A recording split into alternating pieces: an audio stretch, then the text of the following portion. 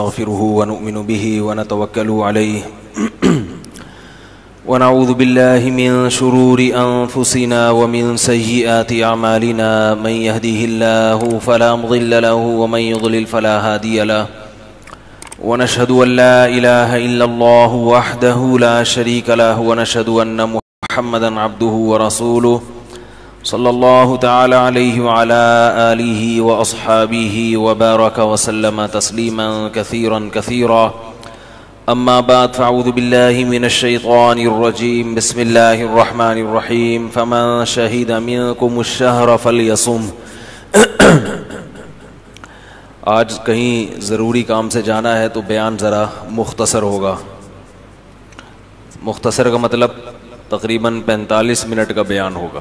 ویسے تو ہم جب بیٹھتے ہیں تو پولیس سے بھی نہیں ہٹتے، تو آج تھوڑا سا مختصر بات ہوگی۔ رمضان المبارک بالکل قریب آنے والا ہے۔ اللہ تعالیٰ سے پہلے دعا ہے کہ اللہ تعالیٰ صحیح طرح سے بات کہنے کی، سننے کی، سمجھنے کی اور پھر عمل کی توفیق عطا فرمائے۔ رمضان المبارک بالکل سر پر ہے۔ آج 26 شعبان تھی کیا؟ آج جو گزری ہے 26 گزری ہے۔ میں نے لوگوں کو بدھ کا کہہ دیا کہ بدھ کا پہلا روزہ ہے، تو بدھ کو تراویح ہوگی۔ اچھا تو میں نے غلط اعلان کر دیا تھا۔ چلو خیر، ویسے بھی لوگ ہمارے اعلان کو تھوڑی مانیں گے، وہ تو مفتی منیب صاحب جو اعلان کریں گے اسی کو مانیں گے۔ رمضان بالکل سر پر ہے اور گرمی بھی اسی حساب سے شروع ہو گئی ہے۔ جن لوگوں نے روزے رکھنے ہوتے ہیں ان کی صحت پہ اس سے کوئی فرق نہیں پڑتا کہ سردیوں کے روزے ہوں گے یا گرمیوں کے، وہ تو رکھنے ہی رکھنے ہیں۔ کچھ لوگ ہوتے ہیں جو کنفیوز ہوتے ہیں کہ یار رکھیں یا نہیں رکھیں، وہ بہت پریشان رہتے ہیں۔ دو قسم کے لوگ ہیں جو بالکل پریشان نہیں ہوتے، ایک وہ جنہوں نے رکھنے ہی رکھنے ہیں اور ایک وہ جنہوں نے رکھنے ہیں ہی نہیں، چاہے سردیوں کے ہوں یا گرمیوں کے۔ یہ دونوں بالکل پریشان نہیں ہوتے۔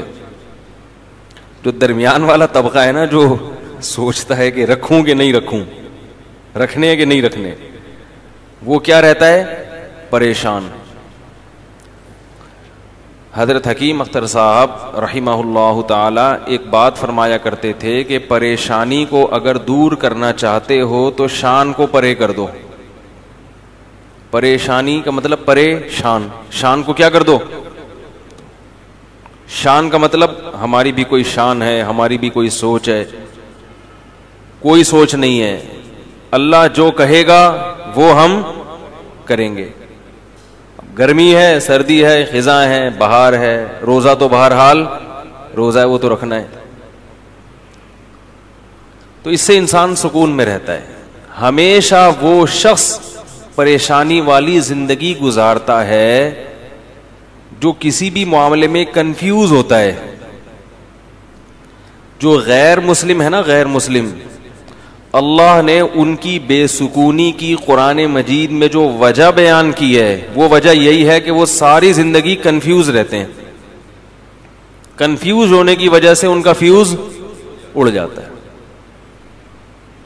تو جو جتنا کنفیوز ہوگا اس کی لائف اتنی ہی ایک مشکلات کا شکار ہوگی۔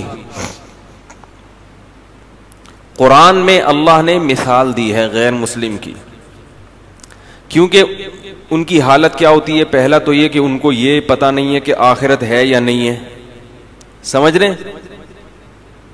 یہی نہیں پتا ان کو، یہ دنیا ہی سب کچھ ہے، تو اس دنیا میں اچھا کیا ہے اور برا کیا ہے، یہی ڈیفائن کرتے کرتے اسی کو سمجھتے سمجھتے پوری زندگی لگ جاتی ہے۔ مدرسے والے راستے میں کسی صاحب نے گاڑی غلط پارک کر دی ہے، اس کو ہٹائیں، سرمئی رنگ کی گاڑی ہے، بھائی ایسا نہ کیا کریں یار۔ تو ساری زندگی یہ اس مدرسے والے راستے میں اس طرف، یہاں کسی نے گاڑی سرمئی رنگ کی غلط پارک کر دیا، ہم دیکھ نہیں رہے، آنکھیں بند کر رہے ہیں، جو بھی اٹھ کے چلا جائے بھائی، وہ شرمندگی وجہ سے ہو سکتا ہے نہیں اٹھ رہے ہو نا، صحیح ہے۔ تو ابھی تک کوئی نہیں اٹھ رہا بھائی، اگر ہم دیکھ بھی لیں تو کیا ہے، آنکھیں بند کریں گے، جیب کترے بھی آتے ہیں نا بیان میں، مسئلہ یہ ہے۔ تو وہ کہیں جیب ویب سے کچھ نکال نہ لیں. تو وہ ایک آدمی نے کہیں کسی تقریب میں بیوی کا ہار کسی نے چوری کر لیا, سونے کا ہار تھا, کوئی دے ہی نہیں رہا. تو اس آدمی نے ایک پیالہ رکھا اور لائٹیں بند کر دیں اور اعلان کیا کہ بھائی جس نے بھی یہ ہار لیا ہے چپکے سے اس میں ڈال دے, ہم کسی کے سامنے نام ظاہر نہیں کریں گے, لائٹ آف ہے, جو بھی ہے کر لے اللہ کا واسطہ. تھوڑی دیر میں جب لائٹ آن کی تو پیالہ بھی غائب تھا. جو لائٹ آن کی ہے تو بھائی جو چور ہے وہ اتنا شریف تھوڑی ہوگا کہ وہ رکھ کے چلا جائے. اس نے کہا چلو ایک چانس اور ملا ہے. تو پہلے میرا پروگرام تھا ہم آنکھیں بند کر لیں تاکہ جن صاحب نے گاڑی غلط پڑ لی, مجھے خیال آیا کہ یار آنکھیں بند کر کے کوئی مسئلہ نہ ہو جائے. آنکھیں بند کریں گے نا تو پھر جب کھولیں گے آنکھیں تو پھر دوسرا اعلان ہو رہا ہوگا, بھائی ایک صاحب کی گھڑی غائب ہے, ہم آنکھیں بند کر رہے ہیں, جنہوں نے لیے ان کی جیب میں ڈال دے. اچھا خیر, تو اللہ تعالیٰ نے غیر مسلم کی حالت کو, کیونکہ میں پہلے عرض کر رہا تھا کہ جس کے پاس اسلام نہیں ہے اسے یہی نہیں پتا کہ یہی زندگی اصل ہے یا اس کے بعد بھی کوئی زندگی ہے. یہی اصل ہے تو اس میں اچھا کیا ہے اور برا کیا ہے, وہ ہمیشہ کنفیوز رہتا ہے. کبھی وہ سوچتا ہے کہ اچھا وہ ہے جس کو میرے والدین اچھا کہیں, لیکن اس کی فطرت اس کو قبول نہیں کرتی. بات بات پہ اس کے اپنے پیرنٹ سے بھی جھگڑے ہوتے ہیں. حقوق کیا ہیں, کس کے کتنے حقوق ہیں, دینے ہیں نہیں دینے, اسی جنگ میں لڑتے لڑتے ان کی عمریں پوری ہو جاتی ہیں. اسی کنفیوژن میں کسی نے کنٹری کو خدا بنا لیا, ملک کو, لیکن وہ اس میں مطمئن نہیں ہوتا. اس سے جب سوالات پوچھے جائیں تو وہ خود پریشان ہوتے ہیں کہ بھئی یہ لکیریں بھی تو انسان کی کھینچی ہوئی ہیں. کسی نے یعنی حقوق کا سمجھ میں نہیں آ رہا اس کو کہ والدین کو رکھنا ہے کہ نہیں رکھنا, ان کے کیا حقوق ہیں. کسی نے دولت کو اپنا خدا بنا لیا. تو ایک چیز پھر یہ جتنے بھی مذہب والے لوگ ہیں نا, آہستہ آہستہ ایک طرف کو یہ جانے لگتے ہیں کہ بھئی اصل ہے پیسہ, کیونکہ اس سے تمام ضرورتیں پوری ہوتی ہیں. جس کے پاس پیسہ ہے اس کی چلتی ہے, جو چاہے گا وہ کر لے گا. لیکن اللہ تعالیٰ نے انسان کی صلاحیتیں محدود رکھی ہیں. پیسے سے ساری چیزیں حاصل نہیں ہوتی. پیسے سے ساری چیزیں حاصل ہوتی تو بہت سے پیسے والے لوگ ان کو مٹھائی سے پرہیز نہ ہوتا. کیا خیال ہے؟ بہت سے پیسے والے لوگ گوشت سے ان کو پرہیز ہوتا ہے. بہت سے پیسے والے لوگ بہت ساری چیزوں سے محروم ہوتے ہیں, نیند کی گولیاں کھانی پڑتی ہیں. تو اسی کنفیوژن میں نا کہ صحیح کیا ہے غلط کیا ہے, اللہ نے اس کی ایک مثال دی ہے. فرمایا کہ كَظُلُمَاتٍ فِي بَحْرِ اللُّجِّيِّ يَغْشَاهُ مَوْجٌ مِّن فَوْقِهِ مَوْجٌ مِّن فَوْقِهِ سَحَابٌ. ایسی زبردست مثال ہے نا خاندانی, اس سے بہتر مثال غیر مسلم کی اور کافر کی دل کی حالت کو ڈیفائن کرنے کے لیے ہو ہی نہیں سکتی. خود یہ قرآن کی بہت بڑی بلاغت ہے. یعنی مجھے اور آپ کو اگر کہا جاتا کہ ایک آدمی حیران ہے, سرگردان ہے, اس کے پاس لائف اسٹائل ہے ہی نہیں کہ صحیح کیا ہے غلط کیا ہے, وہ روزانہ صبح اٹھ کے سوچتا ہے کہ میں صحیح سمت میں جا رہا ہوں کہ غلط سمت میں جا رہا ہوں, کیا کرنا ہے کیا نہیں کرنا. تو اس کی جو حیرانی ہے, پریشانی ہے, اس کو آپ مثال سے واضح کریں تو ہم کتنی ہی مثالیں لے کر آتے. قرآن نے جو مثال پیش کی ہے اس مثال سے بہتر مثال نہیں ملے گی. قرآن نے کہا کظلمات, کئی اندھیرے ہوں. مثال دی ہے اس کی پریشانی کو, جیسے آپ کسی روڈ پہ چل رہے ہیں, راستے پہ چل رہے ہیں. اب راستہ نظر ہی نہ آئے آپ کو اگر, یا آپ کو یہی نہ پتا ہو کہ میں جس راستے پہ چل رہا ہوں یہ میری منزل تک جا بھی رہا ہے کہ نہیں جا رہا. دیکھو آپ بائی روڈ کوئٹہ جا رہے ہیں, آپ نے گاڑی لے کے نکال لی, لیکن کوئی سائن بورڈ نظر نہیں آ رہا جو بتا رہے کہ یہ کوئٹہ یہاں سے اتنے کلومیٹر ہے. کوئی سائن بورڈ یہ نہیں بتا رہا کہ یہ حیدرآباد جا رہے ہیں. اب آپ چلتے چلے جا رہے ہیں تو ہر لمحہ آپ کی ٹینشن بڑھتی چلی جائے. یار میں دور ہو رہا ہوں یا قریب ہو رہا ہوں, یہ کہیں ایسے ہی تو نہیں قیامت تک چلتا ہی رہوں گا میں. جیسے وہ جنازہ لے کے چلے تھے نا چرسی, نئے نئے لوگ بھی آتے ہیں نا, ایک چرسی کا انتقال ہو گیا, چرسی کی موت ہو گئی, تو باقی چرسیوں نے کہا یار اس کا کیا کریں, پیسے ویسے تو ہوتے نہیں دفنانے کے. انہوں نے کہا فی الحال لے کے چلو, دیکھتے ہیں کیا کرنا ہے. چرسیوں میں بڑا ایکا ہوتا ہے آپس میں. تو انہوں نے اس کو جنازے کو چارپائی اٹھائی اور ایسے ہی لے کے چلتے گئے. جب جنازے کو لوگوں نے دیکھا تو آپ کو پتہ ہے ایک ایک کر کے کندھا دینے آتا, تو جو نیا آدمی کندھا دینے آتا گیا, پرانے والے کھسکتے چلے گئے. ٹھیک ہے. اب رش لگ گیا لوگوں کا, جنازہ ہے بھائی, جا رہے ہیں, پتہ ہی نہیں کہاں جانا ہے. شہر ختم ہو گیا. خیال یہ تھا کہ بھائی شہر کے باہر قبرستان ہوگا, اس کے لواحقین کہیں گے اب یہاں کو ٹرن مارو, ادھر کو ٹرن, لیکن چلتے جا رہے.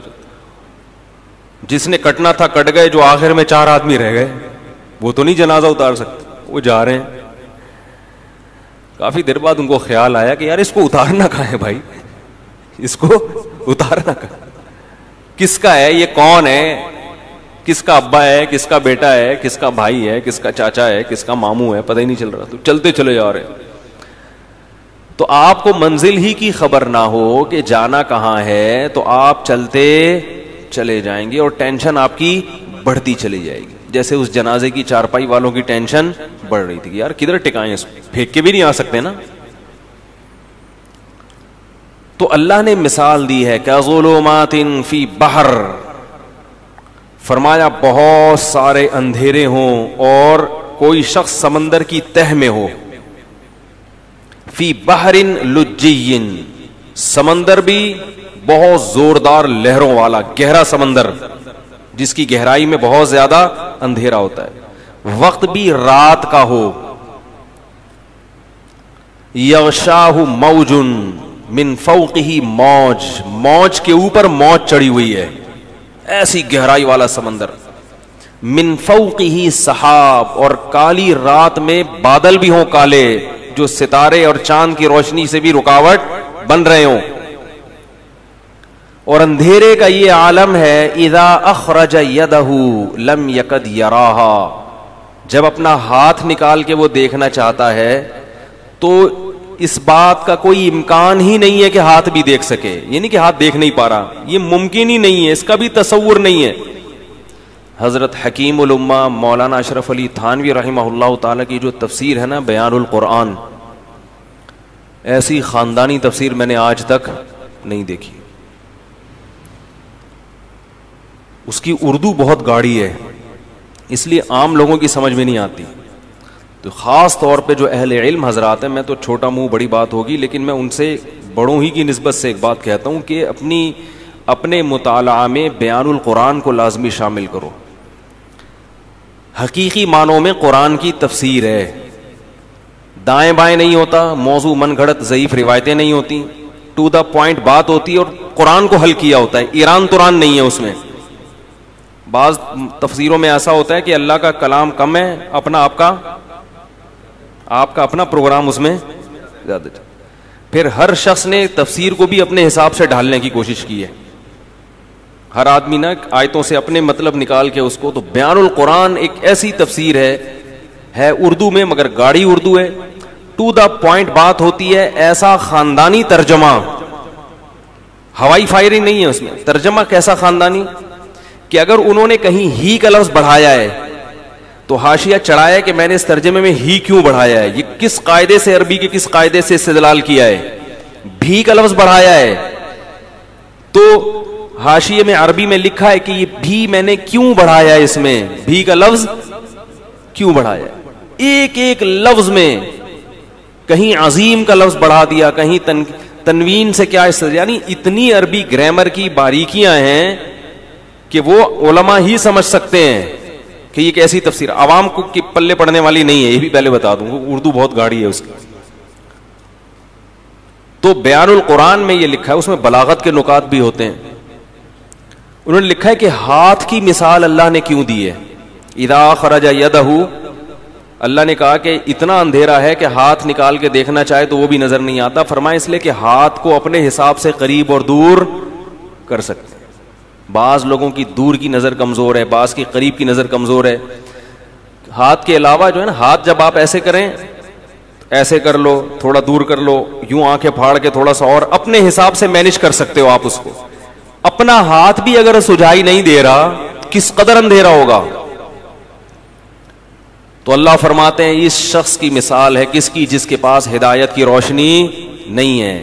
جیسے یہ حیران سرگردان سفر کرے گا, اب اس کو کیا پتا کہ اگلا قدم میں نے کہاں رکھنا ہے, اگلے قدم میں کھائی ہے یا پھول بچھے ہوئے ہیں یا قالین بچھے ہوئے ہیں. ساری زندگی اسی قسم پرسی میں گزارے گا جو شخص. اس کی دل کی حالت کیا ہوگی, دماغ کی حالت کیا ہوگی, کیسی پریشانی ہوگی. یہ دنیا کا عذاب ہے ان لوگوں کے لیے جو شریعت کو فالو نہیں کرتے. ہر شخص کو خوش کرنے کی کوشش میں لگے ہوئے ہیں. داڑھی کیوں نہیں رکھی جاتی, لوگ کیا کہیں گے. تو کیا بغیر داڑھی والوں سے لوگ خوش ہیں بھائی؟ میں اچھا نہیں لگوں گا, ملا سا لگوں گا, لوگ کیا کہیں گے. تو بھائی لوگوں کا تو میں تو اب تو مجھے تو یوٹیوب پہ سب سے آیا ہوں نا, کوئی صفائی پہ بیان کرو, اس بیان پہ پھر کمنٹس آتے ہیں. ابھی میں نے الہدیٰ انٹرنیشنل پر بیان کیا, میں نے یہ نہیں کہا کہ معاذ اللہ وہ فرحت ہاشمی صاحبہ معاذ اللہ کوئی غلط خاتون ہے یا وہ غلط کام کر رہی ہیں, یعنی جو درس قرآن کے حوالے سے, یا ان کے درس اچھے نہیں ہیں, کچھ بھی نہیں میں نے کہا. ایک اختلافی مسئلہ بیان کیا کہ بھئی ان کے اس مسئلے سے ہمیں کیا ہے اختلاف ہے, تو وہ بھی تو بیان کرتی ہیں نا. بھئی جمہور امت کے خلاف انہوں نے ایک مسئلہ بیان کیا, اس پہ تو کوئی نیگیٹو کمنٹ نہیں کرے گا. ہم نے بتایا کہ بھئی وہی مسئلہ درست ہے جو جمہور امت کا ہے, اس پہ دلائل دے دیے. کوئی طنز نہیں, کوئی کیچڑ نہیں, کوئی کفر کے فتوے نہیں, کوئی گمراہی کے فتوے نہیں. لیکن آپ دیکھو اس پہ کمنٹس. آج میں دیکھ رہا تھا کسی فیس بک پہ, ابے ان لوگ کو تو اپنے بزرگوں کی جو ہے نا وہ غلط باتوں کو سیدھے کرنے سے فرصت ہی نہیں ملتی. بھائی ہم نے بزرگوں کی بات کب کی ہے, اس میں قرآن و سنت کی بات کی ہے. اور اگر بزرگ کی بات کر رہے ہیں تو ہم اپنے نہیں, وہ آپ کے بھی بزرگ ہیں, وہ ساری امت کے بزرگ ہیں. امام شافعی صرف ہمارے تھوڑی ہیں, امام احمد ابن حنبل صرف ہمارے تھوڑی ہیں. کسی نے یہ بھی کمنٹس کیے کہ امام ابو حنیفہ اگر پوری امت میں اکیلے چل رہے ہوں تو بھی تو آپ جمہور سے ہٹ کے امام حنیفہ کی بات کو مانتے ہو. پہلی بات یہ کہ امام ابو حنیفہ پر آج کے لوگوں کو قیاس نہیں کیا جا سکتا, وہ مجتہد تھے. دوسری بات یہ کہ امام ابو حنیفہ کے بھی بہت سے اقوال ایسے ہیں جن کو حنفیوں نے ترک کیا ہے, جو پوری امت سے الگ تھے. میں ان کی مثال دوں گا تو بات لمبی ہو جائے گی. تو اس لیے وہی بات ہے کہ ایک بات کرو پھر اس پہ کمنٹس, پھر بات کرو, تو کوئی فائدہ نہیں ہے. حضرت مولانا طارق جمیل صاحب سے ملاقات ہوئی, انہوں نے فرمایا کہ چھوڑ دو پبلک کو اپنے حال پہ, یہ کبھی بھی آپ کو جینے نہیں دیں گے. ان کا کام ہے منفی چیزیں نکال کے بس کچھ نہ کچھ کرتے رہنا. تو یہ کوئی اختلاف کی مسئلہ, اختلاف اور فرقواریت کی بات نہیں ہے کہ ایک عالم اگر اپنی رائے بیان کرے دلائل سے دوسرے کے احترام کے ساتھ, تو اس کا یہ مطلب نہیں ہوتا کہ ہم دوسرے کو غلط سمجھ رہے ہیں یا سارے سلسلے غلط ہیں, بس میں ہی جنت میں جاؤں گا باقی سارے کہاں جائیں گے, جہنم میں. ایسا یہ مقصد نہیں ہوتا. تو خیر,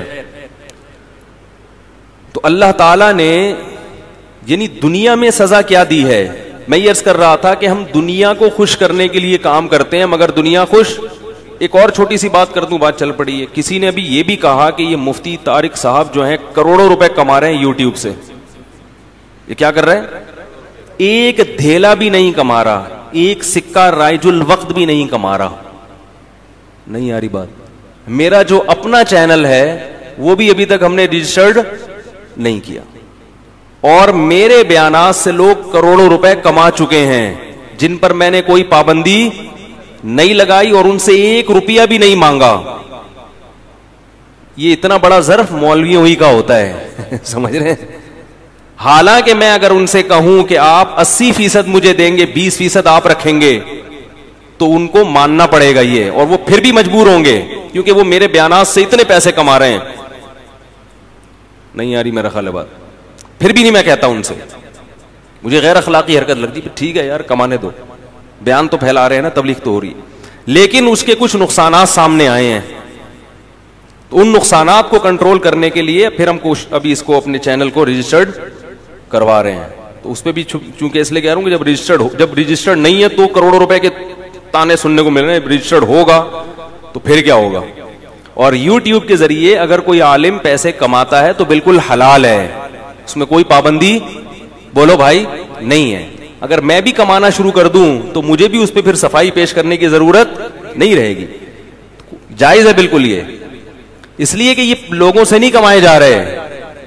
یعنی یہ جو لوگ چینل کے ذریعے پیسے کما رہے ہیں, مختلف چینلز ہیں, تو لوگ مجھے کہتے ہیں یہ تو آپ کے چینل سے پیسے کما رہے ہیں, ان کو روکو. میں نے کہا پیسے کمانے سے کیوں روکوں میں کسی کو بھائی؟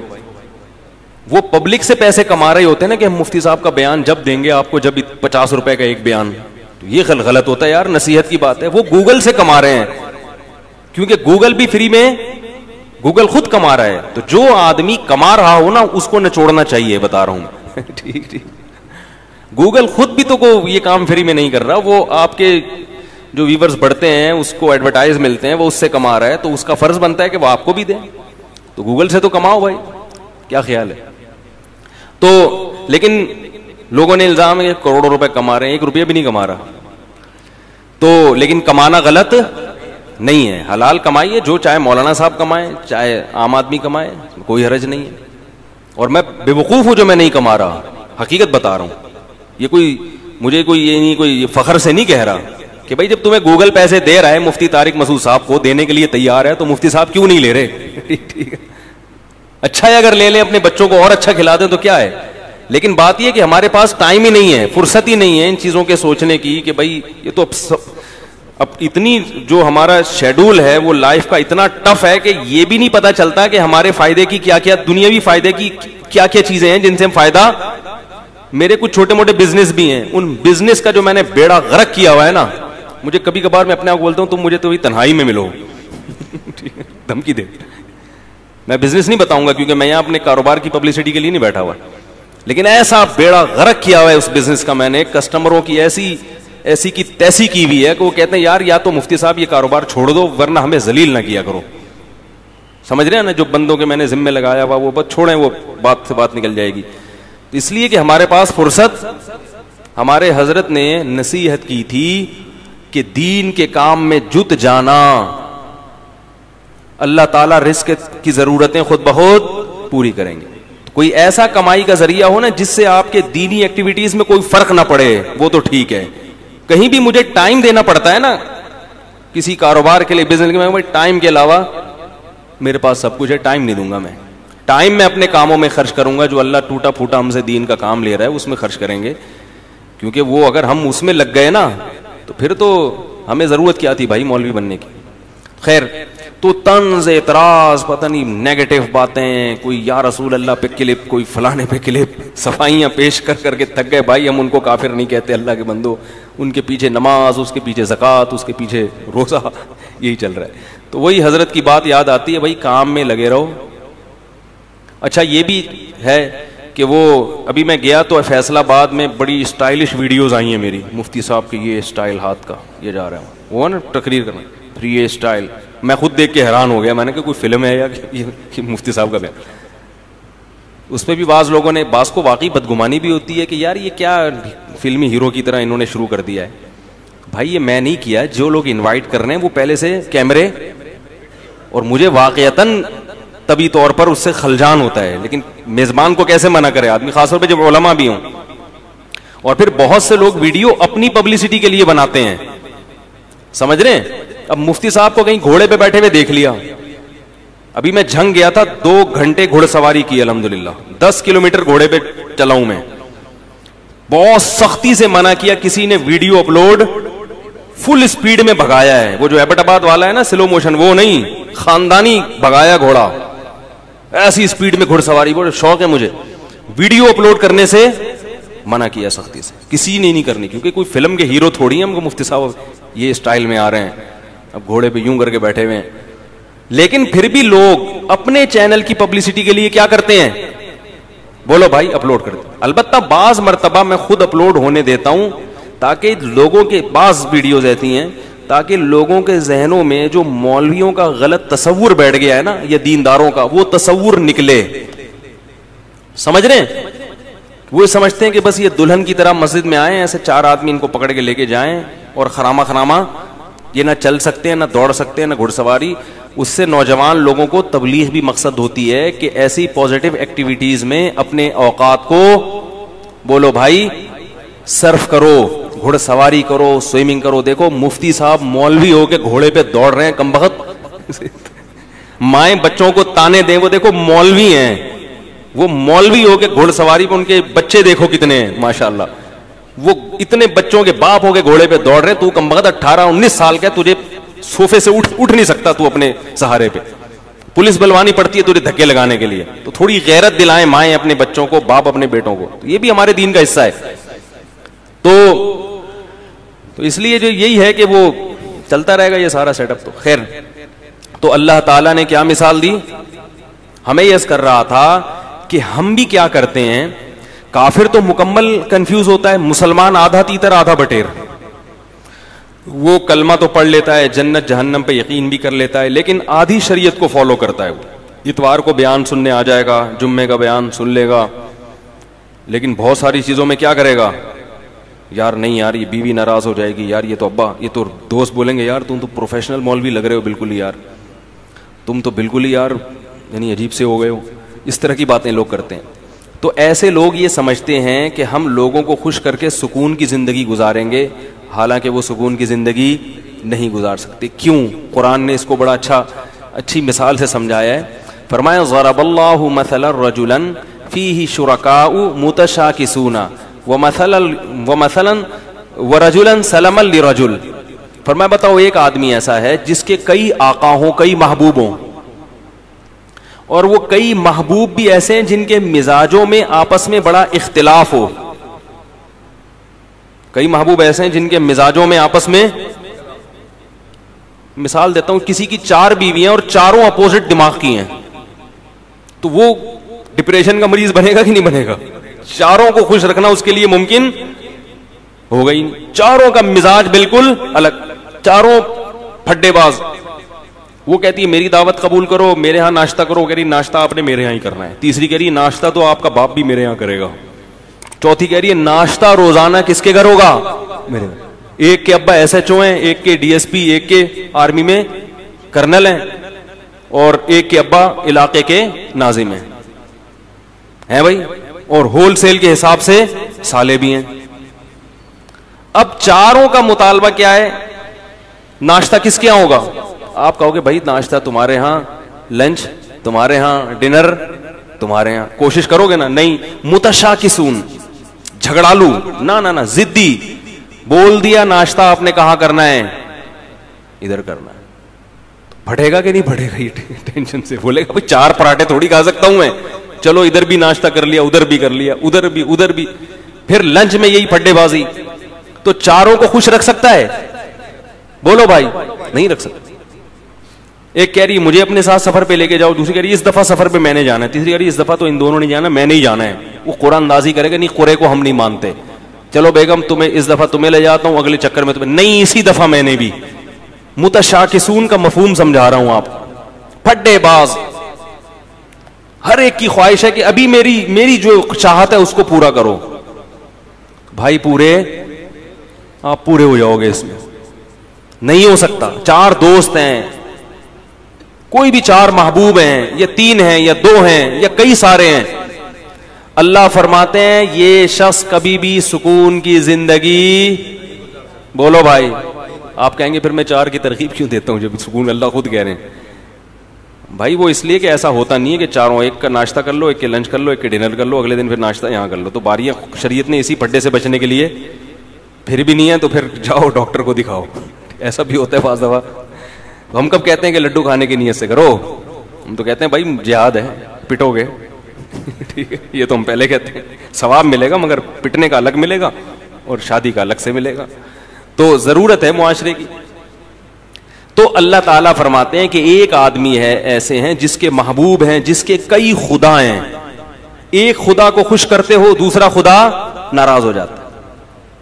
دوسرا وہ ہے سلام الرجل, جس کا صرف ایک آقا ہے, اس کو پتا ہے صرف میں نے اس کو خوش کرنا ہے, اس کی چاہتوں کو پورا کرنا ہے. فرمایا بتاؤ هل يستويان مثلا, کیا سکون اور اطمینان میں دونوں برابر ہو سکتے ہیں؟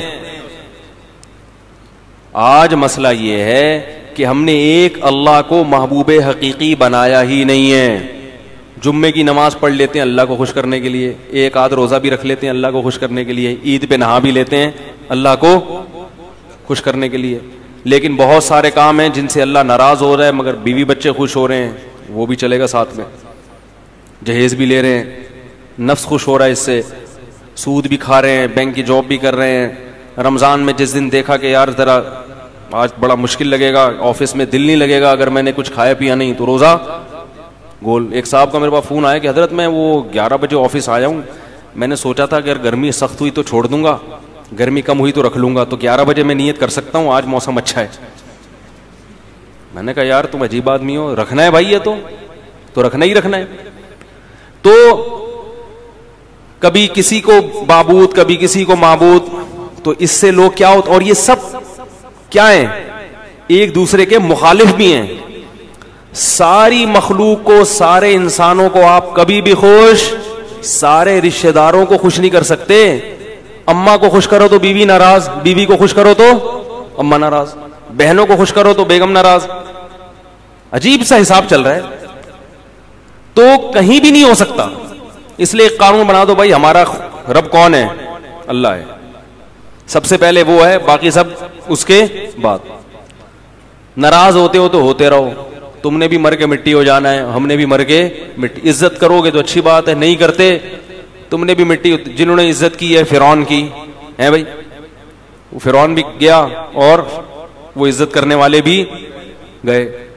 فرعون غرق نہ بھی ہوتا تو بھی اب تک تو ویسے ہی مر چکا ہوتا.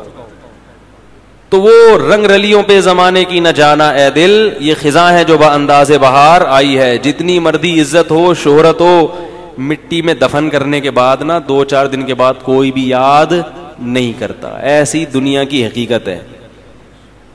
شہرت سے تو کبھی بھی متاثر نہیں ہونا چاہیے, اپنی بھی یا کسی اور کی بھی. بڑے بڑی لوگ آئے ہیں دنیا میں, بڑی بڑی شہرتیں حاصل ہوئی ہیں, غائب مرے تو 2-4 دن لوگ روئے ہائے ہوئے کیا ختم کہانی.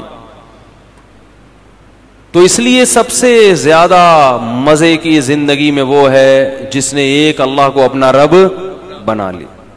وہ کہہ دے کر لو, کوئی روک نہیں سکتا اس کام سے. وہ کہے نہیں کرو, کوئی کروا کے نہیں, کسی میں دم ہے تو کروا کے دکھائے.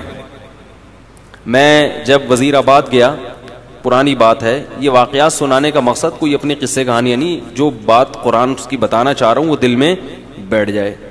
میں جب وزیر آباد گیا نا تو وہاں وہ لوگ بھی سنتے میرا بیان, تو وہ یہ پرانی بات ہے, تقریباً 13-14 سال پرانی. تو انہوں نے 1 مہینہ رمضان کا میں نے وہاں گزارا, وہ میرے درس ہوئے, انہوں نے بڑا میرے درس کو پسند کیا. تو انہوں نے مجھے کہا کہ آپ یہیں ٹھہریں, اب آپ یہاں امامت بھی کریں اور یہاں خطابت بھی, ہم آپ کو اتنی تنخواہ دیں گے, حج کرائیں گے, یہ کریں گے. بڑا بھاری بھرکم لالچ. میں نے کہا نہیں, میں تو کراچی واپس جاؤں گا. میں نے کہا نہیں, میں تو, بچے بھی تھے میرے ساتھ, بہت اکرام کیا انہوں نے, واقعی بڑا اکرام کیا. وزیر آباد میں ایک مسجد ہے دارا کبوترا کے نام سے, وہ لوگ سنتے ہیں کبھی کبھار بیان تو سن رہے ہوں گے.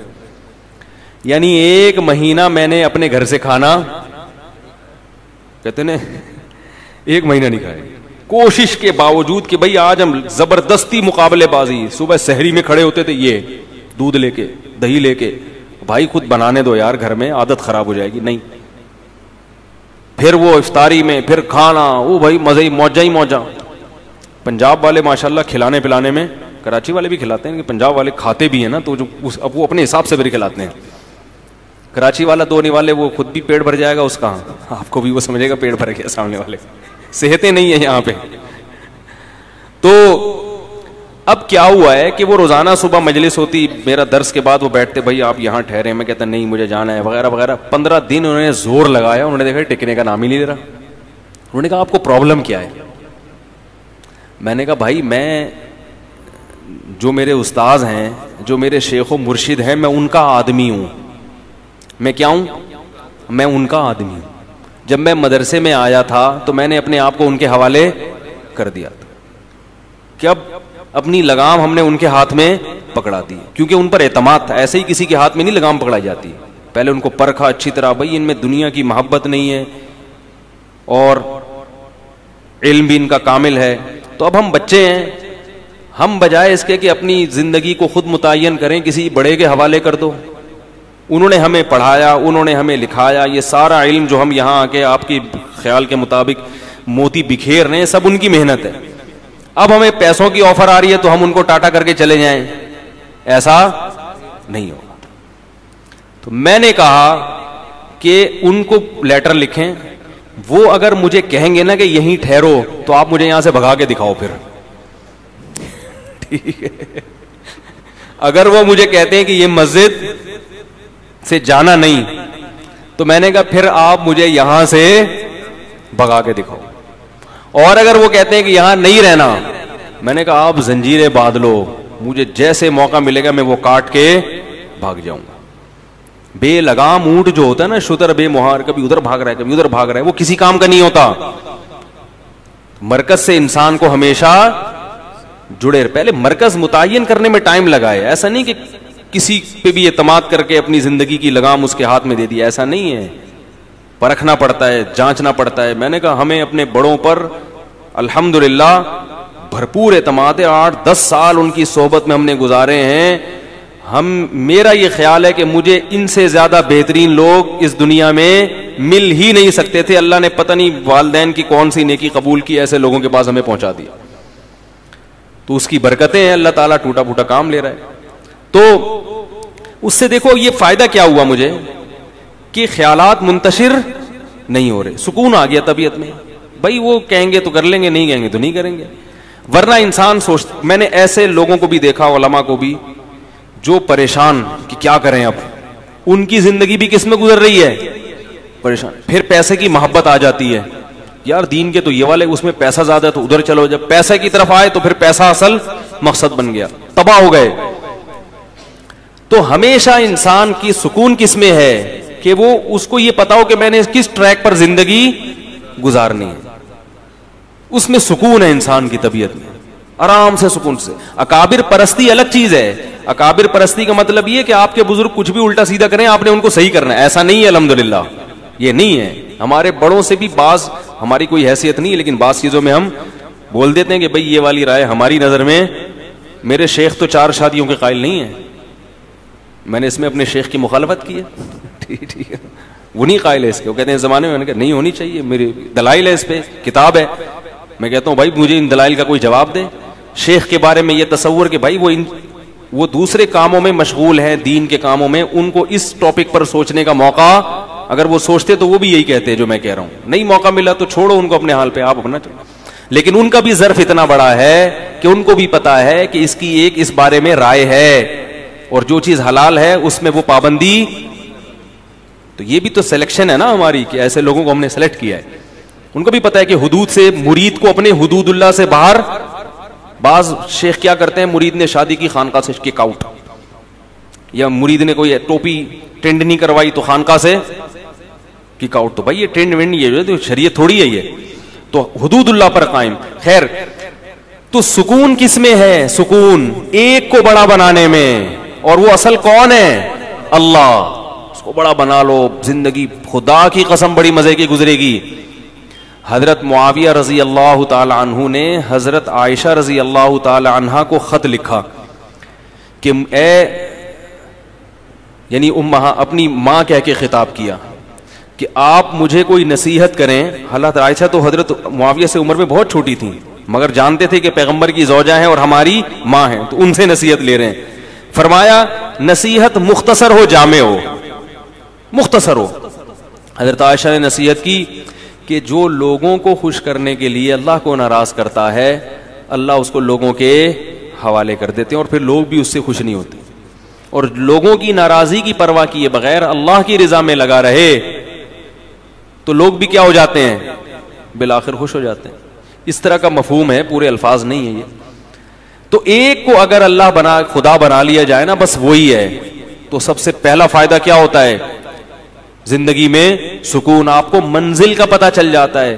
تو اس لیے میں اتنی لمبی تقریر کر رہا ہوں کہ دیکھو بھائی, یہ جو فرائض و واجبات ہیں اس میں ہمارے پاس آپشن نہیں ہے. رمضان کے روزے صرف مسافر چھوڑ سکتا ہے اور بیمار, ان 2 کے علاوہ کوئی بھی روزہ نہیں چھوڑ سکتا. اور سفر میں بھی اگر تکلیف اور مشقت نہ ہو تو روزہ رکھنا افضل ہے تاکہ رمضان کی فضیلت حاصل ہو. وہ جو حدیث میں آتا ہے لیس من البر الصیام فی السفر, سفر میں روزہ نیکی نہیں ہے, وہ اس سے وہ سفر مراد ہے جس میں تکلیف ہو, مشقت ہو.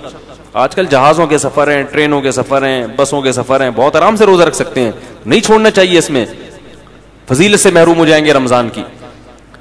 تو اس لیے پہلا تو یہ کام کرنا ہے کہ ہمت کرنی ہے, کسی نے بھی ایک بھی روزہ قضا, بولو بھائی, اس کے آخرت کے فائدے تو بہت ہیں جو آپ علماء سے سنتے رہتے ہیں. میں کچھ دنیا کے فائدے آپ کو بتا دیتا ہوں. آخرت کے فائدے تو بہت ہے نا, وہ تو آپ کو خود محسوس ہوگا جب روزہ رکھتے ہیں. رمضان کے آخری عشرے میں دل نرم ہو جاتا ہے. اللہ نے روزے دار کا جو بھوکا پیاسا رہتا ہے نا, اس کے لیے جنت میں الگ دروازے بنائے ہیں, اور ان کے نام کیسے رکھے ہیں؟ ریان, سیراب کرنے والا, کیونکہ اس نے اللہ کی خاطر پیاس برداشت کی. اللہ اس کو اپنی دست رحمت سے سیراب کریں گے الگ سے. اور یہ عبادت مسلمانوں کے علاوہ کسی اور کے پاس نہیں. کہیں آپ نے دنیا میں سنا کہ فلاں قوم کے ہندوؤں کے روزے آئے ہوئے, سارے ہندو بھوکے پیاسے؟ کہیں بھی نہیں. وہ رکھتے ہوں گے شاید, کوئی ان کے پنڈت رکھ لیتے ہو, نہ سکھوں میں نہیں. مسلمانوں کا جیسے ہی رمضان آتا ہے پوری دنیا میں ایک بہاریں چھا جاتی ہیں. یہ اس کی علامت ہے کہ اسلام زندہ اور جیتا جاگتا مذہب ہے, زندہ مذہب ہے, تھکا ہوا مرا ہوا بیمار مذہب نہیں ہے. پوری دنیا میں ہلچل مچ جاتی. جو روزے نہیں بھی رکھتے نا, وہ تھوڑے سے ٹریک پہ وہ بھی کم از کم افطاری میں تو بیٹھ ہی جاتے ہیں وہ بھی. یہ اللہ کی بڑی رحمت ہے. ٹھیک ہے, یعنی اثر تو ان کی زندگی میں ہی پڑتا ہے نا, ان کی بھی کھانے پینے کی ٹائمنگ تھوڑی سی چینج ہو جاتی ہے. تو روزے کے اخروی فائدے کیا ہیں وہ تو ایک الگ بات ہے. روزے کے صحت کو کیا فائدے ہوتے ہیں, اگر وہی آپ لوگ کو پتہ چل جائیں تو میں کہتا ہوں وہی چیز ایسی ہے جو انسان سے روزے رکھوا دے. بھوکا رہنا صحت کے لیے انتہائی مفید ہے. پہلی بات یاد رکھو, بھوکا رہنے سے صحت کو کوئی نقصان نہیں ہوتا, کوئی نقصان نہیں. وقتی نقصان کو نقصان نہیں کہتے ہیں. دیکھو جب آپ ایکسرسائز کرتے ہو, صبح صبح اٹھ کے جاگنگ کرتے ہو, وقتی نقصان تو اس میں بھی آپ کی انرجی یوٹیلائز ہو گئی, آپ تھک گئے, پسینہ نکلا, تھکاوٹ, سانس پھول گیا, تھوڑی دیر تک آپ سے ہلا بھی نہیں جائے گا. یہ نقصان نہیں ہے. کیوں؟ یہ وقتی نقصان ہے جو آپ کو آگے بڑے بڑے نقصانات سے بچا رہا ہے. ہوتا ہے کہ نہیں ہوتا؟ تبھی ڈاکٹر کہتے ہیں ایکسرسائز کرو, یہ کرو, وہ کرو, ہلو جلو. آپ کو یار میں نیچے پڑا ہوا ہوں تو میری انرجی کیا ہو رہی ہے؟ اسٹور ہو رہی ہے. ٹھیک ہے, کیا کرنا ہے اسٹور کر کے؟ بھائی انرجی کو یوٹیلائز کرو. تو ہماری انرجی یوٹیلائز ہونے کے بہت سارے طریقے ہیں, انرجی سرو ہونے کے بہت سارے, وہ سارے طریقے صحت کے لیے ضروری ہیں. مثلاً انرجی کو سرو کرنے کا, دیکھو اس کی میں مثال دیتا ہوں. دریا میں پرانا پانی نکلتا ہے تو نیا پانی, بول لو یار, آئے گا نا. اگر دریا میں پانی کھڑا رہے کہ پانی اسٹور ہے, دریا طاقتور ہو, نہیں ہوگا, سڑ جائے گا, کیڑے پڑ جائیں گے. پانی نکلے گا, پرانا پانی کنویں سے پرانا نکلے گا تو نیا پانی آئے گا. کنواں بھرا رہے گا. کنواں خالی جب ہوگا جب پرانا نکل رہا ہے اور نئے پانی کی جگہ نہیں ہے, یہ پیچھے نیا پانی ختم ہو گیا ہے. تو ہماری جو انرجی ہے نا, یہ دریا کے پانی کی طرح ہے, یہ سرو ہوتی رہے گی, یوٹیلائز ہوتی رہے گی, اور نئی خوراک جسم میں جاتی رہے گی. تو یہ دریا کی طرح ہمارا بلڈ کیا کرے گا؟ سرکولیٹ کرتا رہے گا اور تازہ ہوتا رہے گا. تو میرا ایک بیان تھا نا کہ جو خواتین نسل روکتی ہیں ان کی صحت خراب ہو جاتی ہے, اس میں بھی میں نے یہ بات سمجھائی ہے کہ نسل جب بڑھتی ہے اور خوراک صحیح ملتی رہے عورت کو, تو وہ بلڈ جو ہے نا نیا تازہ بنتا ہے, دوبارہ سے وہ فریش ہو جاتی ہے اور ان کی صحت زیادہ اچھی ہوتی ہے بنسبت ان خواتین کی جو بچوں کی پیدائش کو روک لیتی ہیں. وہ جلدی بوڑھی ہو جاتی ہیں. لیکن یہ ضروری ہے کہ خوراک پراپر ملتی رہے, اس لیے کہ آپ کنویں سے پانی تو کھینچ کے نکال رہے ہیں, نیا پانی زمین میں ہے ہی نہیں, پھر تو وہ ختم ہو جائے گا. ورزش کرنے والا آدمی کھاتا ہے نہیں اور ورزش کرتا رہتا ہے, وہ تو سوکھ کے, یا کسی خاتون کے بچوں کی ولادت تو ہو رہی ہے مگر پراپر خوراک نہیں مل رہی, مل بھی رہی ہے تو غلط ناقص خوراک مل رہی ہے. اس کو کھجور اور دودھ, جو ایک میں اکثر مثال دیتا ہوں, بتاتا رہتا ہوں, بھائی کھجور اور دودھ جو ہے نا یہ اپنی خوراک کا حصہ بنا لیں, بچوں کا بھی, خواتین کا بھی, خاص طور پہ جو خواتین بچوں کو فیڈ کرا رہی ہیں یا جو پریگنینسی ہے جن کو, کھجور اور دودھ اس قسم کی چیزیں کھانی چاہیے. نبی صلی اللہ علیہ وسلم نے کھجور کو پاکیزہ پھل قرار دیا ہے. پاکیزہ کا مطلب کیا ہے؟ یہ بادی نہیں ہے, اس سے خراب خون پیدا نہیں ہوتا, اچھا صالح خون پیدا ہوتا ہے اس سے, پیغمبروں کی خوراک ہے. تو اب میں یہ عرض کر رہا تھا کہ ہماری انرجی جو سرو ہوتی ہے اس کے بہت سارے اللہ نے طریقے رکھے جو سارے ضروری ہیں. ایک طریقہ یہ کہ آپ ورزش کریں, اس سے انرجی. ایک طریقہ یہ جسم سے پسینہ نکلے. ایک طریقہ یہ ہے کہ آپ جو ہے عورت کے لیے جیسے بچے کو فیڈ کرائے, اس سے بھی انرجی سرو ہوتی ہے اس کی. نکاح کے بعد انسان کی انرجی زیادہ خرچ ہوتی ہے. تو یہ سارے طریقے. اس طرح ہجامہ جو کرایا جاتا ہے, خون نکالا جاتا ہے, اس سے بھی آپ کی صحت. بھائی آپ ویسے کسی کو خون دیں, سب ڈاکٹر کہتے ہیں خون دینے سے صحت خراب نہیں ہوتی, بلکہ میں ایسے لوگوں کو جانتا ہوں ہر 6 مہینے میں خون دے رہے ہیں اور 10 سال سے ان کو کوئی بیماری نہیں ہوئی ہے. ہر 6 مہینے میں خون دے دیتے ہیں, کیونکہ پرانا خون نکلتا ہے, نیا بنتا ہے, تو بیماریوں کو ڈیرا جمانے کا موقع ملتا ہی نہیں ہے. اسی طرح یاد رکھیں کہ کچھ وقت کے لیے سپلائی کو روک لینا, خوراک کی سپلائی کو روک لینا, تاکہ میدا جو ہے نا, میدا اور ہماری باڈی, وہ جتنے ہمارے جسم میں فاسد مادے ہیں ان کو استعمال کر کے کام میں لے آئے, کچرا جل جائے, سمجھ آئی, تاکہ بیماری کے جتنے امکانات تھے وہ سارے امکانات کیا ہو جائے, ختم ہو جائیں. تو یہ بھی ہماری صحت کے لیے اتنا ہی ضروری جتنا ایکسرسائز کرنا ضروری ہے. کیسے سمجھائیں یار. دیکھو ہم جب کئی ہفتوں بھوکے رہتے ہیں نا, کئی ہفتوں, تو کیا ہوتا ہے, ہم جب کھا رہے ہیں, پراٹھے بھی کھا رہے ہیں اور پتہ نہیں کیا کیا کھا رہے ہیں, جائیدادیں بھی کھا رہے ہیں, بہن کی وراثت بھی کھا رہے ہیں, بیوی کا مہر بھی کھا لیا, رشوت بھی کھا لی, اور کیا کیا کھا لیا. اب وہ تمام چیزیں ہماری ایکسرسائز سے یوٹیلائز نہیں ہوتی.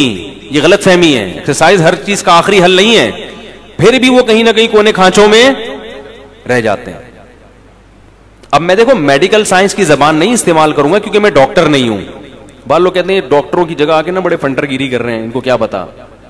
تو میں تو اپنی زبان میں آپ کو سمجھاؤں گا نا, یا جو بالکل سادہ زبان میں, کیونکہ میں ڈاکٹر تھوڑی ہوں. لیکن یہ صحت کے بنیادی اصول ہیں اور یہ ڈاکٹر بھی کہتے ہیں. آپ سرچ کرو, آپ کو پتا چلے گا. جو گوروں کی بنائی ہوئی ویب سائٹس ہیں ان میں آپ جاؤ جو اوتھینٹک ہیں, وہ بھی اس بات کا اقرار کرتے ہیں کہ روزہ رکھنا انسان کی صحت کے لیے انتہائی ضروری. آپ کو پتا ہے گورے اس پر آ رہے ہیں کہ ہفتے میں 5 دن کھاؤ, 2 دن فاسٹنگ. یہ بالکل اسلام ہے. نبی صلی اللہ علیہ وسلم نے ہفتے میں 2 دن روزہ رکھنے کا حکم دیا, سنت ہے, پیر اور جمعرات کا روزہ. گورے بھی یہ تحقیق کر رہے ہیں کہ 5 دن کھاؤ, 2 دن بولو بھائی ناغا کرو. تو ہوتا کیا ہے کہ جب ہم بھوکے رہتے ہیں, وقتی طور پہ کمزوری ہوتی ہے, روزے میں ظاہر ہے کمزوری ہوتی ہے, ایسے فریش نہیں ہو. اثر کے بعد تو ایسے مرجے سے میں دیکھتا ہوں اثر کی نماز میں جو وہاں بیٹھا ہوا ہے تو ادھر بیٹھا ہوا ہے, کوئی کسی پہ اعتراض نہیں کر رہا. اور بعض دفعہ اس میں یہ بھی ہوتا ہے کہ چونکہ بھوک پیاس ہوتی ہے, کمزوری, تو کمزوری میں انسان کو غصہ زیادہ آتا ہے. تھوڑا سا چھڑ دو تو ایسا چھڑے گا پھر وہ کھری سنائے گا. دیکھیں دودھ کی دکانوں پہ, پکوڑوں کی دکانوں پہ افطاری کے وقت میں بڑے پڈے ہو رہے ہوتے ہیں.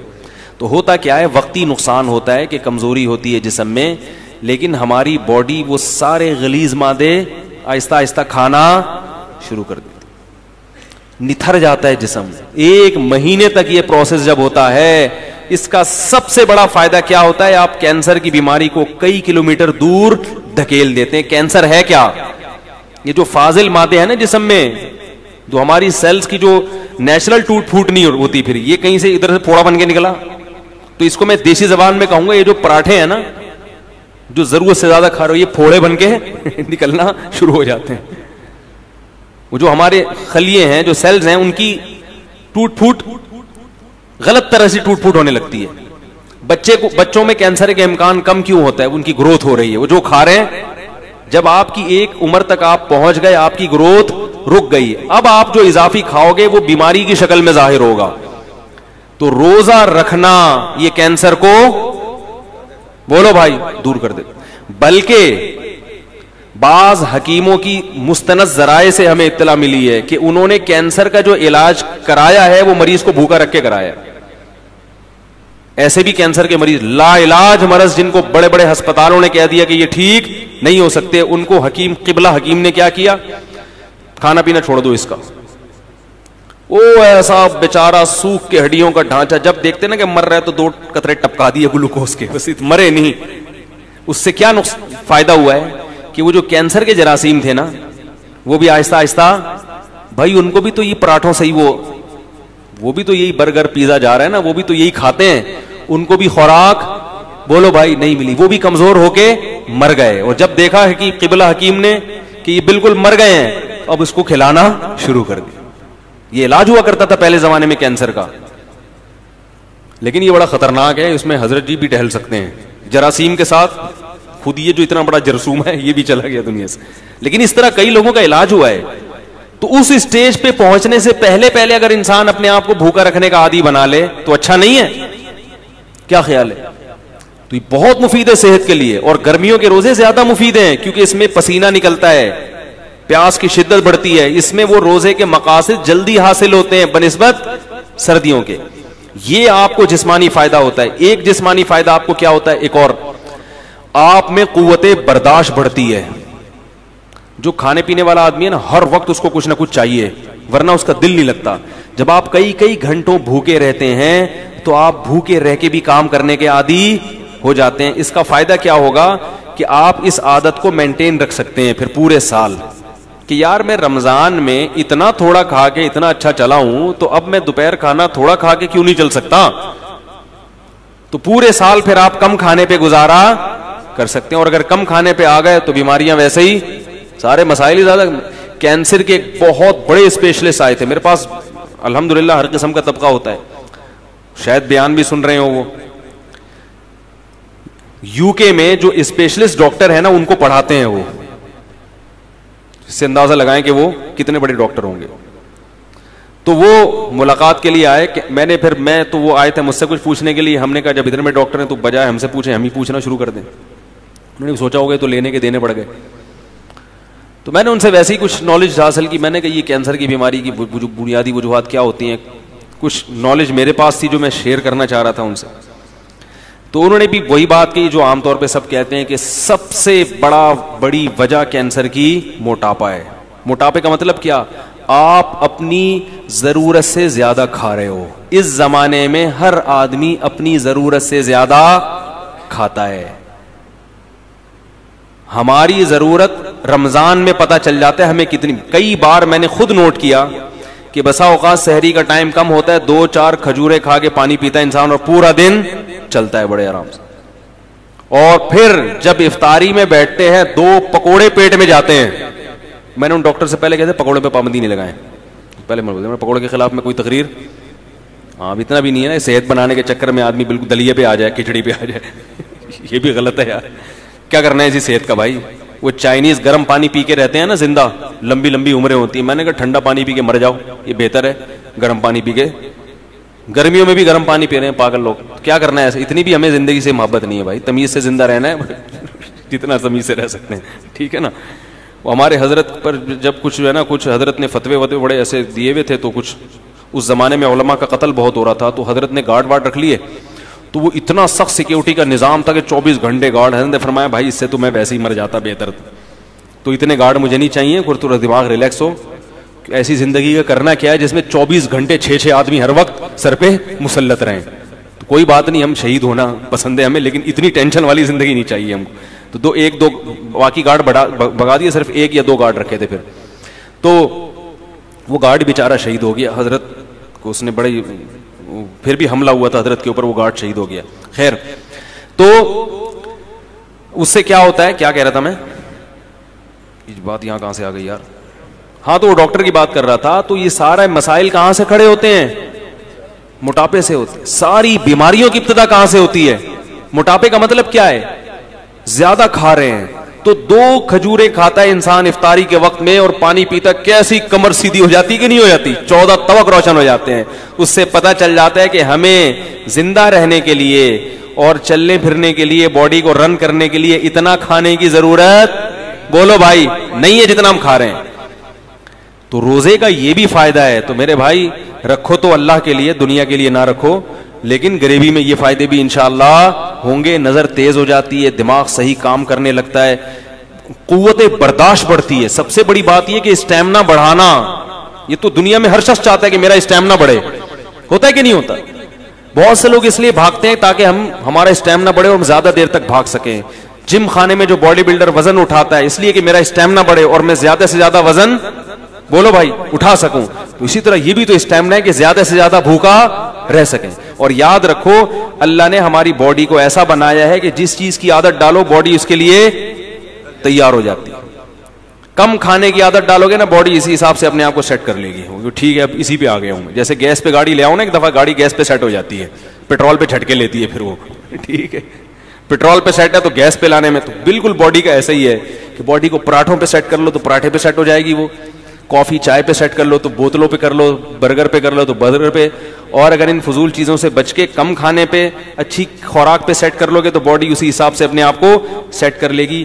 یہاں تک کہ آپ دیکھیں صحرائی علاقوں میں بہت کم پانی ہوتا ہے, اللہ اس کم پانی ہی میں ان کی باڈی کی تمام ضرورتیں پوری کر دیتے ہیں. آپ کو عجیب بات بتاؤں میں کہ جو چشموں میں رہنے والے لوگ ہیں, جہاں نہریں دریا ہیں, ان کی باڈی کو پانی کی ضرورت زیادہ ہوتی ہے, صحرائی آدمی کو پانی کی ضرورت کم ہوتی ہے, کیونکہ صحرا کے حساب سے اس کی باڈی ڈھل چکی ہوتی ہے.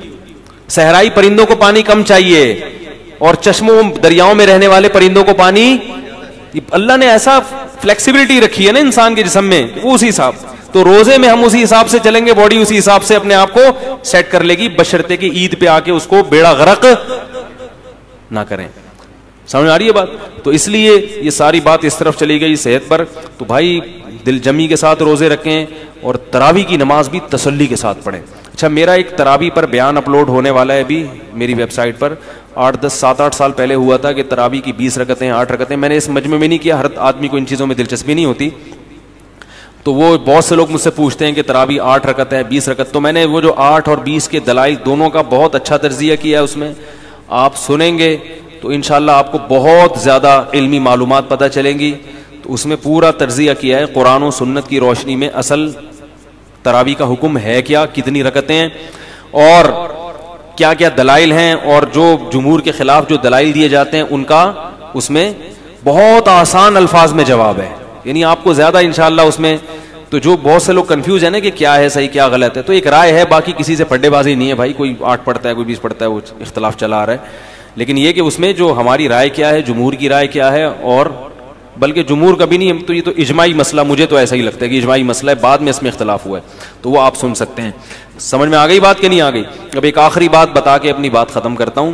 دیکھو بھائی, افطاری کے وقت میں آپ کہیں گے یار ہم دینی باتیں سننے کے لیے آئے اور مولوی صاحب کیا صحت کے ٹوٹکے لے کے بیٹھ گئے. تو بھائی صحت بنانا بھی کس کا حصہ ہے؟ روزے کا ایک بہت بڑا مقصد تھا کہ ہماری صحت بھی اچھی, حکمت ہے نا اس میں, اللہ چاہتے ہیں مسلمان کی صحت اچھی ہو, ایک بہت بڑی حکمت یہ بھی تھی. لیکن روزے جس طریقے سے افطار کیے جا رہے ہیں اس سے صحت اچھی ہونے کے بجائے بیڑا غرق ہو رہا ہے. تو یہ بھی میں سمجھتا ہوں علماء جیسے ڈاکٹروں کی ذمہ داری ہے, علماء کی بھی ذمہ داری ہے کہ وہ ممبر و محراب سے یہ چیز لوگوں کو بولو بھائی بتائیں. ایک مولوی صاحب کو میں نے اپنے گھر بلایا, ان کا روزہ تھا, میرا بھی روزہ تھا, اتفاق سے ہم نے وہ سموسے رکھ دیے. چلو ایک سموسہ اچھا ہوتا ہے, 2 سموسے اچھے ہوتے ہیں, پوری دکان کھا گئے سموسے. اچھا مجھے اس پہ حیرانگی نہیں ہوئی کہ وہ اتنے سارے سموسے کھا گئے, حیرانگی اس پر ہوئی, کہنے لگے میرے پیٹ نہ کچھ خراب چل رہا ہے کچھ دنوں سے. میں نے کہا یار کمال ہے بھائی, جب خراب چل رہا ہے تو اتنے سموسے. تو یہ سبھی کا ہے, وہ تو بیچارے مولوی صاحب نیک آدمی تھے, اتفاق سے وہ ایسا ہو گیا, ورنہ تو سبھی کا یہ حال ہے نا. تو چند ٹوٹکے ہیں, چند چیزیں ہیں, آپ سموسے کھائیں, کوئی منع نہیں ہے, اتنا بھوکا ہوتا ہے تو کچھ بد پرہیزی کی چیزیں بھی چل جاتی ہیں, لیکن 2-3 چیزوں سے نا زہر ہیں وہ. خالی پیٹ کولڈ ڈرنک, بولو بھائی, جب پیاس لگ رہی ہوتی ہے نا اس وقت کولڈ ڈرنک ڈائریکٹ گردوں کو جا کے گردوں میں تیزاب کا کام کرتی ہے, ایسے جیسے گردے بیڑا غرق کر دیتی ہے گردوں کا, بہت جلدی بیڑا غرق ہو جاتا ہے. اسی طرح دوسرے نمبر پہ خالی پیٹ پیاس میں چینی کا پانی, بولو بھائی, چینی کا شربت, یار بول لو نا, نہ پیے چینی کا شربت. نہیں آ رہی بات؟ چینی کا شربت نہیں پیے. اب وہ مجھے نہیں پیے بے لطیفہ یاد آ رہا ہے, یہ بھی نہیں کریں یہ بھی نہیں کریں, آخر میں آپ پر بولا کہ جاؤ کیا کریں پھر. وہ ایک استانی صاحبہ نے اپنے بچوں کو نا, اسٹوڈنٹس کو کلاس کے 4تھی کلاس کے بچوں کو سمجھاتی, بیٹا وعدہ کرو ہم کبھی چوری نہیں کریں گے. بچوں نے کہا بالکل چوری نہیں کریں گے مس. بیٹا وعدہ کرو ہم جھوٹ نہیں بولیں گے. جھوٹ نہیں بولیں گے. بیٹا وعدہ کرو ہم کبھی لڑکیوں کا پیچھا نہیں کریں گے، میس ہم کبھی لڑکیوں کا پیچھا نہیں کریں گے، بیٹا وعدہ کرو ہم اپنے ملک پہ جان قربان کر دیں گے مس، کیونکہ ایسی زندگی کو بچا کے کرنا بھی کیا ہے ہم نے، نہ اس میں یہ کرنے دے رہی ہو نہ یہ کرنے دے رہی ہو، تو پھر جان ہی قربان کرنا ہے. تو آپ بھی کہیں گے یار یہ بھی نہیں کرنا. تو کولڈ ڈرنک خالی پیٹ نہیں پینی ہے. اور دوسری چیز چینی کا شربت فنٹر گیری نہیں کرو. صحیح لوگ کہتا ہے ابے کچھ نہیں ہوتا، ہوتا ہے. یہ جو شوگر کے ہر دوسرا آدمی مریض بنا ہوا ہے اور ایک لائن لگی ہوئی ہے بیماروں کی، تو یہی کچھ تو ہو رہا ہے. چینی تو وائٹ پوائزن ہے، تو خالی پیٹ یہ زیادہ نقصان دیتی ہے نا، اس لیے کہہ رہا ہوں خالی پیٹ چینی. اسی طرح خالی پیٹ خربوزے، ہیضہ ہونے کا، یہ بہت سے لوگوں کو ڈائریا ہو رہا ہے رمضان میں، خالی پیٹ خربوزے کھا کھا کے شربت پی رہے اس کے اوپر سے. خربوزہ خالی پیٹ کھانے کی چیز نہیں ہے. جب یہ جو ٹائم ہے نا کھانے کا، اس میں روٹی کھاؤ، سالن کھاؤ، بریانی بھی کھا لو، جو ویسے بریانی اچھی چیز ہے لیکن چلو ہم کوئی حکیم تھوڑی ہیں کہ آپ کو ایک ایک چیز کا وہ کریں. کھا لو، بریانی کھا لیا آپ نے، پیٹ بھرنے کی جو سموسا بھی کھا لیا، پکوڑا بھی چلے گا. پکوڑا زیادہ اچھا ہے سموسے سے، پکوڑے میں بیسن ہوتا ہے، آئرن ہوتا ہے اس میں، تو پکوڑا کھا لیا آپ نے. اور کیا نام ہے، کھجور سب سے بہترین چیز ہے جو نبی صلی اللہ علیہ وسلم نے ترغیب دی. کھجور میں ہمارے یہاں کنجوسی بہت ہوتی ہے، لوگ ایک کھجور اٹھا کے کھاتے ہیں، کتنی گرم ہوتی ہے. کھجور پیٹ بھر کے کھاؤ، کچھ بھی نہیں ہوگا انشاءاللہ. کوئی گرم برم ان چیزوں میں نہیں پڑو زیادہ. لوگ مچھلی نہیں کھاتے، گرم ہے بھائی، مچھلی جتنی پھوڑ سکتے ہو پھوڑو، گرمیوں میں بھی پھوڑو، سردیوں میں مچھلی جتنی مرضی کھا لو، کوئی نقصان نہیں ہے. وہ کہتے ہیں گرم ہوتی ہے، ٹھنڈے گرم نے برباد کر دیا لوگوں کو. تو کھجورے پیٹ بھر کے کھاؤ افطاری میں، سمجھ رہے ہو، اس سے طاقت ملے گی. کھجور ایسی چیز ہے انرجی فل دیتی ہے، موٹاپا نہیں لاتی. یہ بڑی زبردست بات ہے. کھجور، روٹیاں زیادہ کھاؤ گے موٹے ہو جاؤ گے، کھجور سے موٹا نہیں ہوتا. سمجھ رہے ہو نا. اور شہد کا شربت پی لو اپنے خرچے پہ افطاری کے وقت میں، کیونکہ آپ میں اتنے مشورے دے رہا ہوں، بولیں گے یار یہ کیا مذاق. افطاری میں جب پانی پیو سادہ، نہیں تو شہد میں نیمبو نچوڑ کے شربت بنا کے پی لو، نتھر جائے گا جسم. وہ کولیسٹرول سب جتنا ڈیزل ہے نا، وہ ہے نا، خون دینے جاتے ہیں تو ڈاکٹر کہہ رہے تھے مجھے ڈیزل نہیں چاہیے، مجھے خون چاہیے تھا، اب میرا ڈیزل نکل رہا ہے. تو یہ ڈیزل کیا بن جائے گا، صاف خون، ایسا نتھر جائے گا. لیکن یہ بہت باریک آدمی ہو وہ نہ کیے، کیونکہ وہ بالکل ہی غائب ہو جائے گا. موٹے لوگوں کے لیے یہ. تو کھجور ہے، پیٹ بھر کے کھائیں کھجور تسلی کے ساتھ. کھانا بنا کے، عرب تو کھانا کے طور پہ کھجور کھاتے ہیں. ہمارے نبی صلی اللہ علیہ وسلم کو جب بھوک لگتی تھی کھجوریں کھا کے کھاتے تھے اور سیر ہو جاتے تھے. ہمارے کھجور ایسے پتہ نہیں جیسے برکت کے لیے ایک رکھا، پھر مزے کی چیز بھی ہے. اس کو ملائی کے ساتھ کھا لیں، مکھن کے ساتھ کھا لیں اگر اس میں خشکی زیادہ محسوس ہو رہی ہے. تو یہ چیزیں کھائیں اور رمضان میں ارادہ کر لیں کہ ہم نے اپنی خوراک کا شیڈول ہی چینج کر دینا ہے، اچھی اچھی چیزیں کھا کے، تاکہ انہی چیزوں کا اپنے آپ کو آئل چھوڑ دیں. یہ جو بازاری سرسوں کا تیل ہے اس میں کھانا پکا لیا کریں. اللہ نے اگر پیسے دیے نہیں دیے تو چلو اسی میں پکا کے کھا لیں. لیکن یہ کہ یہ جو چیز ہے نا، اللہ کا واسطہ، افطاری میں کولڈ ڈرنک ہو گئی اور چینی کا شربت ہو گیا، اس کو بالکل کیا کریں، چھوڑ دیں. کیونکہ یہ ایسی کی تیسی کر دے گا، گردوں کی بھی اور بھی باقی چیزوں کی بھی کر دے گا. ٹھیک ہے. اللہ تعالیٰ سمجھنے کی عمل کی توفیق عطا فرمائے. ہمارے ہاں تراویح میں خود پڑھاؤں گا انشاءاللہ. پہلے اور دوسرے دن ارادہ ہے 1.5 پارہ پڑھنے کا، اس کے بعد پھر 1 پارہ، اس دفعہ 29 کو ختم کریں گے. اور ہر تراویح کے بعد انشاءاللہ پھر بیان جائے گا جو لائیو جائے گا. تو جو حضرات بھی شرکت کرنا چاہیں اس میں شرکت کر سکتے ہیں. یہ کافی سارے سوال ہیں بھائی، اب مجھے جانا بھی ہے، پھر انشاءاللہ بعد میں. بھائی ندیم مغل آٹوز والے، انہوں نے 4 سے 5 دن لگا کر اور اپنی جیب سے پیسے بھی خرچ کرے. ہاں بھائی، یہ اور مسجد سے بھی نہیں لیے، ان کے لیے دعا. بھائی یہ ہمارے آٹوز والے، انہوں نے جنریٹر میں 4-5 دن کھپائے ہیں، ایک دھیلا نہیں لیا مسجد والوں سے، اور پرزے بھی خود ہی لا کے لگائے ہیں. انہوں نے نہیں کہا کہ میرا نام لے کے اعلان کرو، لیکن انتظامیہ نے کہا ہے کہ تھوڑا سا ان کی حوصلہ افزائی ہونی چاہیے. اللہ تعالیٰ ان کی محنت کو قبول کرے. 20 رکعت تراویح ادا کرنے کے بعد وطر سے پہلے اجتماعی دعا کا کیا حکم ہے؟ یہ اجتماعی دعا صحابہ یا سلف سے کہیں بھی ثابت نہیں، نہ فرض کے بعد اجتماعی دعا ثابت ہے، نہ تراویح کے بعد، نہ وطر کے بعد. سمجھ رہے ہو؟ فرض کے بعد بھی ثابت نہیں ہے، وطر کے بعد بھی ثابت نہیں ہے. اب بعض حضرات یہ کہتے ہیں کہ فرض کے بعد، کیونکہ وہ میں نے کہیں یہ بات کہہ دی تھی فرض کے بعد ثابت نہیں ہے، تو اس پہ پھر واٹس ایپ پہ اتنی لمبے میسج لوگ بھیجتے ہیں، وہ فلاں دلیل. دیکھو بات کے گل ویلے دی تے پھل موسم دا ہونا چاہیے. صحیح ہے نا. اتنی لمبی لمبی تحریریں پڑھنے کا آج کل کسی کے پاس ٹائم نہیں ہے. مختصر بات. اب لوگ کہتے ہیں نفس دعا تو ثابت ہے فرض کے بعد, اور فی نفسی ہی اجتماعی طور پہ دعا کی بھی ایک فضیلت ہے, اور فی نفسی ہاتھ اٹھانا بھی ہے, تو تینوں کو ملا کے چیز بنا دی. تو بھائی اس طرح تو پھر ہر چیز میں آپ کرو گے. پھر تو سنتوں کے بعد بھی فی نفسی ہی نماز تو پڑھی ہے, عبادت کے بعد دعا بھی افضل ہے, اور فی نفسی ہی اگر مل کے مانگے تو قبولیت کا امکان زیادہ ہے, اور اگر ہاتھ اٹھا لیں تو اللہ تو ہاتھ اٹھائی بھی دعا کو. تو پھر تو ہر چیز میں آپ کیا کریں گے, اپنی طرف سے چیزوں کو ایڈ کرتے چلے جائیں گے نا. تو فرض کے بعد اگر کبھی دعا مانگ لی جائے لوگوں کو تعلیم دینے کے لیے ٹھیک ہے. باقی فرض کے بعد اگر دعا مانگنی ہے تو وہ حدیث میں جہاں دعا آئی ہے تو وہ دعا کے الفاظ بھی آئے ہیں. وہ ہے آیت الکرسی ہے, اللہم انت السلام ہے, وہ مقررہ وظائف ہیں جن کو دعا سے تعبیر کیا گیا ہے. تو وہ والی چیزیں ہیں جن کو سنت یعنی ایک حدیث کا مطلب دوسری حدیثوں کے سامنے رکھ کے ہوگا نا. تو اس کا تذکرہ فقہ کی بھی کسی کتاب میں نہیں ملتا, جو عربی فتاوی ہیں ہمارے کہیں بھی نہیں ملتا.